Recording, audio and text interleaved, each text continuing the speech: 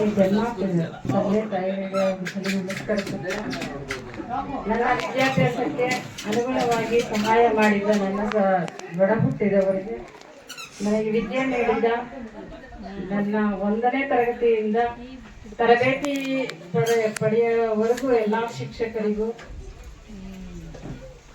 ಸೇವೆಗೆ ಸೇರಿದ ಮೇಲೆ ನನ್ನ ಜೊತೆಯಲ್ಲಿ ಮತ್ತೆ ನಾನು ಅವ್ರ ಜೊತೆಯಲ್ಲಿ ಕೆಲಸ ಮಾಡಿದಂತ ನನ್ನ ಎಲ್ಲ ವೃತ್ತಿ ಬಾಂಧವರಿಗೂ, ತಿರುಗಿ ನನ್ನ ಇಲ್ಲಿ ಸೇರಿದಂತಹ ಪ್ರತಿಯೊಬ್ಬ ಶಿಕ್ಷಕರಿಗೂ ಹಾಗೂ ಗ್ರಾಮಸ್ಥರಿಗೆ, ತಿರುಗಿ ನಾನು ವಿದ್ಯೆ ನೀಡಿದಂತಹ ಎಲ್ಲ ಮಕ್ಕಳಿಗೂ ಸ್ಮರಿಸುತ್ತಾ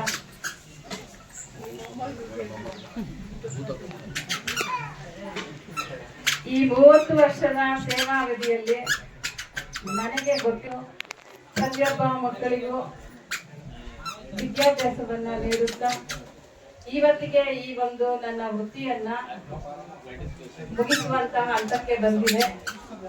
ಈ ಹಂತವನ್ನ ನಾನು ದಾಟಿ ಇನ್ನು ಮುಂದೆ ಇದೇ ಜೀವನ ಬೇಕು ಅಂದ್ರೂ ಸಹ ನನಗೆ ಸಿಗೋದಿಲ್ಲ. ಮಾಡಬೇಕು ಅಂದ್ರೂ ನಾವು ಯಾವುದೇ ರೀತಿ ಇಲ್ಲಿ ಕೆಲಸ ಮಾಡೋದಕ್ಕೆ ಆಗೋದಿಲ್ಲ. ನನ್ನ ಕರೆಗೆ ಹೋಗ್ಬಿಟ್ಟು ನನ್ನ ಈ ವೃತ್ತಿ ಬಾಂಧವರೆಲ್ಲರೂ ಈ ಸಭೆಗೆ ಬಂದಿರೋದಕ್ಕೆ ತುಂಬಾ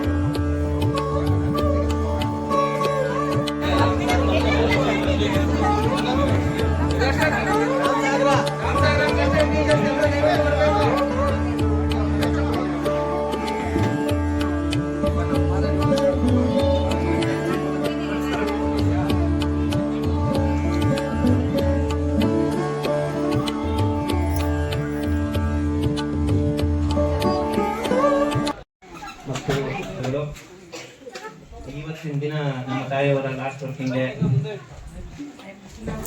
ಆದ್ರಿಂದ ನಿಮ್ಗೆ ಎಷ್ಟೇ ಕೆಲಸ ಇದ್ರು, ಎಷ್ಟೇ ಬಿಸಿ ಇದ್ರು, ಇವತ್ತಿನ ದಿನ ನೀವೆಲ್ಲರೂ ಟೈಮ್ ಮಾಡ್ಕೊಂಡು ಇಲ್ಲಿ ಬಂದಿರೋದು ತುಂಬಾ ಖುಷಿ ಆಗ್ತಾ ಇದೆ. ಇಷ್ಟು ವರ್ಷಗಳ ಕಾಲ ನಮ್ಮ ತಾಯಿಯವರು ಆಲ್ಮೋಸ್ಟ್ ಒಂದು 30 ವರ್ಷ ಸೇವೆ ಸಲ್ಲಿಸಿದ್ದಾರೆ. ಸೊ ಅವರು 30 ವರ್ಷದಲ್ಲಿ ಏನ್ ಗಳಿಸಿದ್ದಾರೆ ಅಂತಂದ್ರೆ ನಿಮ್ಮೆಲ್ಲರ ಪ್ರೀತಿ ವಿಶ್ವಾಸ ಅನ್ನೋದು.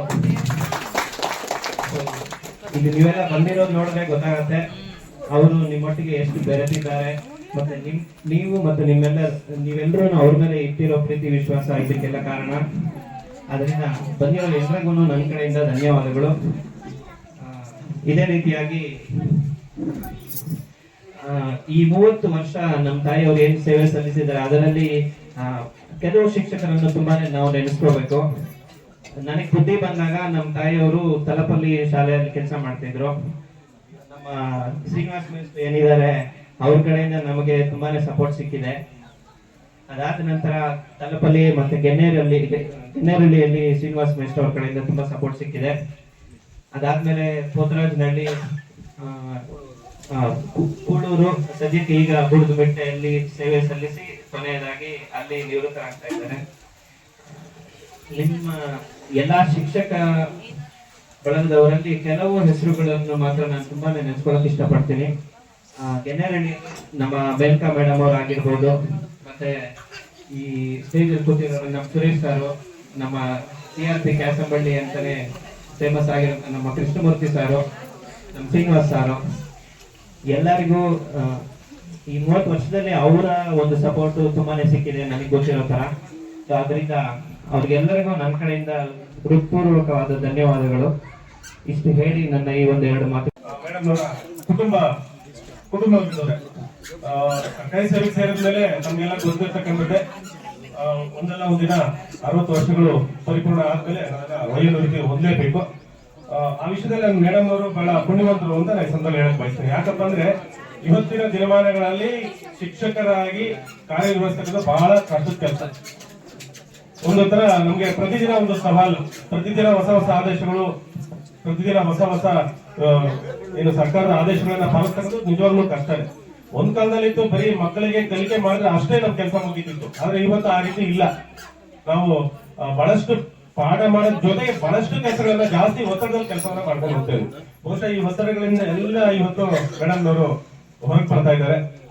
ಮುಂದಿನ ಅವರ ಒಂದು ಏನು ನಿವೃತ್ತಿಯ ಜೀವನದ ದಿನಗಳು ಬಹಳ ಸುಖಕರವಾಗಿರ್ಲಿ, ಸಂತೋಷವಾಗಿರ್ಲಿ, ನೆಮ್ಮದಿಯಾಗಿರ್ಲಿ. ದೇವರು ಭಗವಂತ ಅವರಿಗೆ ಒಳ್ಳೆ ಆರೋಗ್ಯವನ್ನ ಕೊಡ್ಲಿ ಅಂತ ನಾನು ಭಗವಂತನಲ್ಲಿ ಪ್ರಾರ್ಥಿಸ್ತಾ, ಆ ಕುಟುಂಬದವರಲ್ಲಿ ನಾನು ಮನವಿ, ಅವರು ಕೂಡ ಸುದೀರ್ಘವಾಗಿ 30 ವರ್ಷಗಳ ಸೇವೆಯನ್ನು ಸಲ್ಲಿಸಿ ತಮ್ಮೆಲ್ಲರಿಗೂ ಕೂಡ ಆಸರೆಯಾಗಿ ನಿಂತಿದ್ದಾರೆ. ಇನ್ನು ಮುಂದೆ ಅವರನ್ನ ಕೈ ಬಿಡಬೇಡಿ. ಇಷ್ಟು ದಿನ ಏನು ಪ್ರೀತಿಯನ್ನ ತೋರಿಸ್ತಾ ಇದ್ರೆ ಅದರ 2 ಪಟ್ಟು 3 ಪಟ್ಟು ಪ್ರೀತಿ ಅವ್ರಿಗೆ ತೋರಿಸುವಂತದ್ದಾಗಲಿ. ಯಾಕಂದ್ರೆ ಈಗ ಅವರು ಎಲ್ಲ ಈ ಒಂದು ಹೊಸ ನಮ್ಮ ಬಳಗ ಎಲ್ಲ ಬಿಟ್ಟು ನಿಮ್ ಕಡೆ ಬರ್ತಾ ಇದ್ರೆ, ಸೊ ಅವರೇ ಅಂದ್ರೆ ನೀವೇ ಎಲ್ಲ ಅವರಿಗೆ. ಸೊ ಹಾಗಾಗಿ ಅವ್ರನ್ನ ಮತ್ತಷ್ಟು ಪ್ರೀತಿಯಿಂದ ಕಾಣ್ರಿ. ವಯಸ್ಸಾದಂತವರು ವೃದ್ಧರು ಬೇರೆ ಏನು ಎಕ್ಸ್ಪೆಕ್ಟ್ ಮಾಡಲ್ಲ.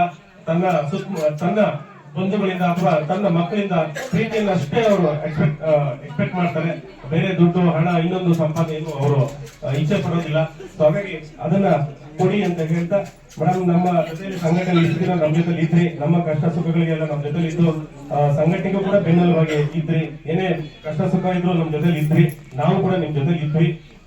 ಹಾಗಾಗಿ ಈ ನಮ್ಮ ಕರ್ನಾಟಕ ರಾಜ್ಯ ಸರ್ಕಾರಿ ನೌಕರ ಸಂಘ ಮತ್ತೆ ನಮ್ಮ ಪ್ರಾಥಮಿಕ ಶಾಲಾ ಶಿಕ್ಷಕರ ಸಂಘ ಹಾಗೂ ಎಲ್ಲ ಶಿಕ್ಷಕರ ಪರವಾಗಿ ಆ ಭಗವಂತ ತಮಗೆ ಆರೋಗ್ಯ ಐಶ್ವರ್ಯವನ್ನು ನೀಡಲಿ. ಪದೇ ಪದೇ ಹೇಳ್ತೇನೆ, ನಿಮ್ಗೆ ಉತ್ತಮವಾಗಿರ್ತಕ್ಕಂಥ ಆರೋಗ್ಯ ಭಗವಂತ ನೀಡಲಿ ಅಂತ ಭಗವಂತನಲ್ಲಿ ಪ್ರಾರ್ಥಿಸ್ತಾ ನನಗೂ ಕೂಡ ಇವತ್ತು ತುಂಬಾ ನೋವಾಗ್ತಾ ಇದೆ. ಇಂಥ ಶಿಕ್ಷಕರು ಬೇಗ ರಿಟೈರ್ಡ್ ಆಗ್ತಾ ಇದ್ದಾರೆ ಅಂತ. ಆದ್ರೂ ಒಂದು ಖುಷಿ ಇದೆ. ಯಾಕಪ್ಪ ಅಂದ್ರೆ ಈ ಒಂದು ಸರ್ಕಾರದ ಆದೇಶಗಳು ಮತ್ತು ಸರ್ಕಾರದಲ್ಲಿರುವಂತಹ ಬದಲಾವಣೆಗಳು ನೋಡ್ತಾ ಇದ್ರೆ ಯಾವ ರಿಟೈರ್ಡ್ ಆಗ್ತೀವೋ ಅನ್ನೋ ಒಂದು ಭಾವನೆ ಎಲ್ಲಾ ಶಿಕ್ಷಕರಲ್ಲಿ ಬಂದ್ಬಿಟ್ಟಿದೆ. ಆದ್ರಿಂದ ನನ್ಗೇನೋ ಖುಷಿ ಆಗ್ತದೆ. ಆರಾಮಾಗಿ ಅಮ್ಮ ರಿಟೈರ್ಡ್ ಆಗ್ಬಿಟ್ಟು ಮೊಮ್ಮಕ್ಕಳ ಜೊತೆಯಲ್ಲಿ ಖುಷಿಯಾಗಿ ಯಾವಾಗ್ಲೂ ನಗನಗುತ್ತಾ ಇರ್ಲಿ ಅಂತೇಳಿ ನನ್ನ ಕಡೆಯಿಂದ ಕೂಡ ಅವರಿಗೆ ಒಳ್ಳೆ ಆರೋಗ್ಯ ಐಶ್ವರ್ಯ ಕೊಡ್ಲಿ ಅಂತ ಹೇಳ್ಬಿಟ್ಟು ಆ ದೇವರಲ್ಲಿ ಪ್ರಾರ್ಥನೆ ಮಾಡ್ತಾ ಈ ಕಾರ್ಯಕ್ರಮದ ಕುರಿತು ಯಾರಾದ್ರೂ ನಮ್ಮ ಶಿಕ್ಷಕರು ಅಥವಾ ಯಾರಾದ್ರೂ ಏನು ಮೇಡಮ್ ಅವರು ಸುಮಾರು 30 ವರ್ಷಗಳ ಕಾಲ ಸತತವಾಗಿ ಪ್ರಾಥಮಿಕ ಶಿಕ್ಷಣದಲ್ಲಿ ತಮ್ಮ ಸೇವೆಯನ್ನ ಸಲ್ಲಿಸಿ ಇವತ್ತು ವಯೋನಿವೃತ್ತಿ ಆಗ್ತಾ ಇರ್ತಕ್ಕಂಥದ್ದು ಒಂದು ರೀತಿಯಾದಂತ ಮೇಡಮ್ ಅವ್ರಿಗೆ ಮತ್ತು ನಮ್ಗೆ ಕೂಡ ಖುಷಿನೂ ಆಗುತ್ತೆ. ಒಂದು ರೀತಿಯಲ್ಲಿ ಇನ್ನು ಕೆಲಸ ಮಾಡತಕ್ಕಂಥ ಶಕ್ತಿ ಇರ್ತಕ್ಕಂಥವ್ರೆ ರಿಟೈರ್ಡ್ ಆಗ್ತಾ ಇದ್ದಾಗ ಒಂದ್ ಕಡೆ ಒಂದು ದುಃಖನೂ ಆಗುತ್ತೆ. ಆದ್ರೂ ಕೂಡ ಇವತ್ತು ಸರ್ಕಾರದ ಒಂದು ನಿಯಮದಂತೆ ಮೇಡಮ್ ಅವರು ವಯೋನಿವೃತ್ತಿಯನ್ನ ಹೊಂದ್ತಾ ಇದ್ದಾರೆ.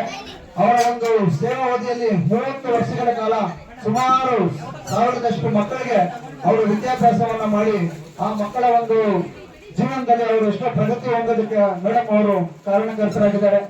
ಹಾಗಾಗಿ ಅಷ್ಟು ಜನಕ್ಕೆ ಮೇಡಮ್ ಅವರು ತಮ್ಮ ಶಿಕ್ಷಣವನ್ನ ದಾರ ಎರೆದು ಒಂದು ಒಳ್ಳೆಯ ಶಿಕ್ಷಕಿಯಾಗಿ ಆ ಎಲ್ಲಾ ಮಕ್ಕಳ ಮೆಚ್ಚುಗೆಯನ್ನ ಪಡ್ಕೊಂಡಿರ್ತಕ್ಕಂಥ ಗೌರಮ್ಮ ಮೇಡಮ್ ಅವ್ರಿಗೆ ಭಗವಂತ ಎಲ್ಲ ರೀತಿಯಾದಂತಹ ಒಂದು ಸವಲತ್ತನ್ನ ಕೊಡ್ಲಿ, ಒಳ್ಳೆ ಆಯಸ್ಸನ್ನ ಕೊಡ್ಲಿ, ಒಳ್ಳೆಯ ಆರೋಗ್ಯನ ಕೊಡ್ಲಿ ಅಂತ ಹೇಳ್ತಾ ನಮ್ಮೆಲ್ಲ ನೌಕರರ ಸಂಘ ಮತ್ತು ಶಿಕ್ಷಕರ ಸಂಘ ಹಾಗೂ ಎಲ್ಲ ವೃಂದ ಸಂಘಗಳ ಪರವಾಗಿ ಭಗವಂತನಲ್ಲಿ ಮೇಡಮ್ ಅವರಿಗೆ ಒಳ್ಳೆಯ ಆರೋಗ್ಯ ಆಯಸ್ಸನ್ನ ಕೊಡ್ಲಿ ಅಂತ ಕೇಳ್ಕೊಳ್ತಾ ನನ್ನ ಮಾತನ್ನ ಈ ಒಂದು ನಿವೃತ್ತಿ ಕಾರ್ಯಕ್ರಮ ಕೇಂದ್ರ ಪ್ರತಿಗಳಾಗಿರ್ತಕ್ಕಂಥ ಶ್ರೀಮತಿ ಗೌರಮ್ಮ ಮೇಡಮ್ ಅವರು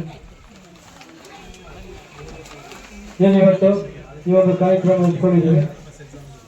ಪ್ರತಿಯೊಬ್ಬರು ಸರ್ಕಾರಿ ನೌಕರರು ಸೇವೆಗೆ ಸೇರಿದ ಮೇಲೆ ಒಟ್ಟು ಉಚಿತ ಸಾವು ಖಚಿತ ಅಂತ ಹೇಳ್ತಾರಲ್ಲ, ಆ ರೀತಿ ಸೇವೆಗೆ ಸೇರಿದ ಮೇಲೆ ಸೇವಾ ಅವಧಿ ಮುಗಿದ ಮೇಲೆ ನಿವೃತ್ತಿ ಆಗ್ತಕ್ಕಂಥದ್ದು ಖಚಿತ.